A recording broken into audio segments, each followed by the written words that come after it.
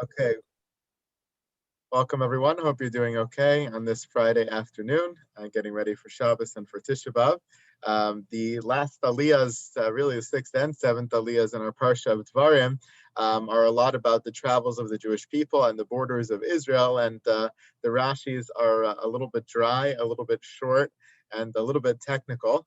So I thought it might be nice actually if we did a little bit of a detour from our normal Rashi schedule and looked at a Rashi from the Haftorah this week, is the Haftorah of Chazon from the first chapter of Yeshayahu.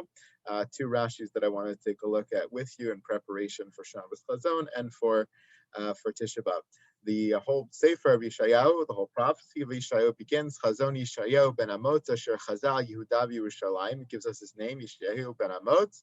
Interesting who Amotz was and who he was related to. It's possible that he was the brother of the King Amatzia of Yehuda, and so really Yeshayahu was his nephew.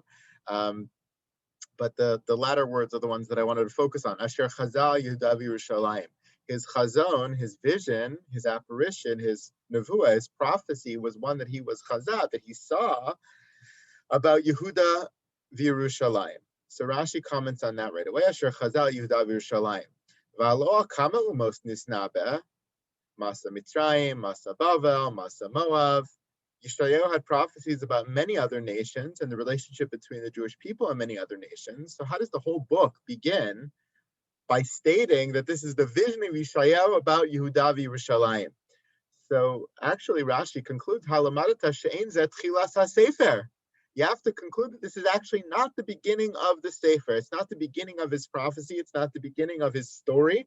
Unlike Yirmiyahu, if you're familiar with the first parak of Yirmiyahu, which we read in the Haftorah for 2 weeks ago, first of the 3 weeks, the Shlosha de Puranusa, the first chapter of Yirmiyahu begins with his birth. Before you were even born, you were in the womb. I made you a prophet. I designated you. So that's really the beginning of his life, the beginning of his story. This Chazon Yeshayahu is the beginning of the Sefer, but not the beginning chronologically. And that's why Rashi says here, like Ein Mukta Muchar Batorah is also true in Nevi'im. A little bit later in the Sefer, Perek Vav is actually the beginning of his prophecies, and this is not. So you have to ask yourself, well, why was this put as the first chapter? And I think Rashi sort of alludes to this, but what I wanted to say is that perhaps the whole koteret, the whole title of this sefer is Asher Chazal Yehuda v'Yerushalayim. Even though chronologically it may be inaccurate, but as a heading, as a title, it's important for us to know that the whole ma'us, the whole being, the whole nature, the whole purpose of Yeshayahu being a prophet was for Yehuda v'Yerushalayim. That's the goal of the sefer. That's the central theme of the Sefer. That's the purpose of his nevuah, and that's what we should capture as the opening line. His whole being was Asher Chazal Yehuda v'Yerushalayim, was the visions he apprehended about Yehuda v'Yerushalayim. So that's why it begins that way, even though chronologically it's out of order. Now, the second thing I wanted to point to was the amazing length of his prophecy. Right away, right off the bat, it tells us the range of dates and kings under which he was a prophet. B'yemei Uziyahu, Yotam, Achaz, Yechizkiyahu, Malchei Yehuda. He prophesied during the reign of these 4 kings, Uziyahu, Yotam, Achaz, and Chizkiyahu, all the way into the time of Menashe, who was the son of Chizkiyahu. So Rashi points out over here, Arba'a Malachim, Elu, Kipech B'yamav. Biyom shenitztara Uzia sharta shchina alav v'nisna bekol yamei hamalachim halalu ad she'amad Menashe v'harago. During the reign of these 4 kings, he was a prophet. He was criticizing the kings. He was criticizing the nation. He was trying to exhort them to tshuva. The first prophecy he got, sharta shchina alav, was in the time of Uziyahu, and then it lasted all the way until really after Chizkiyahu, until Menashe killed him. Now, we don't know anywhere in the text of Tanakh that Yeshayahu dies at the hands of Menashe, the wicked king, the son of Chizkiyahu, but that's a belief that Chazal had, which Rashi quotes over here, that he was actually killed by Menashe. But he certainly was prophesizing for the reign of these 4 kings.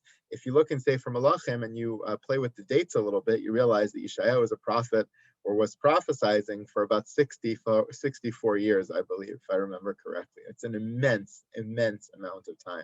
It's also almost like an entire generation, which he was prophesying for.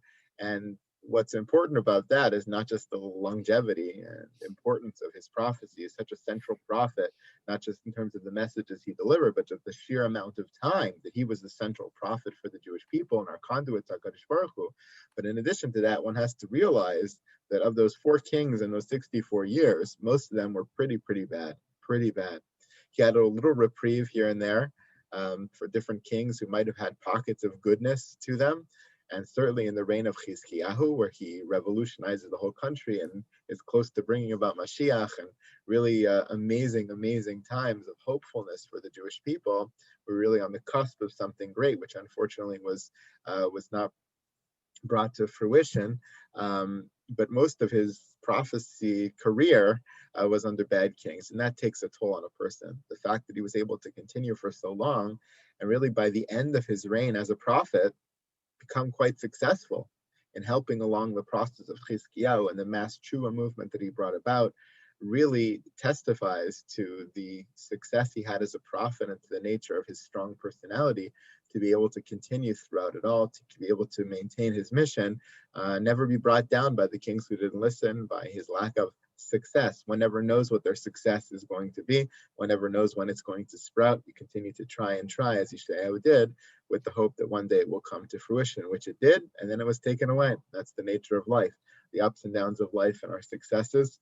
And I wouldn't even call it our failures, but just the natural course of the way life goes. We should all be inspired by his visions and continue to listen to his messages, which are so relevant today, maybe not in the exact parameters of Avodah Zarah and other things that he was speaking about, but certainly in the nature of the downturns in our society and our observance on our distance from Hashem and our desire to come closer.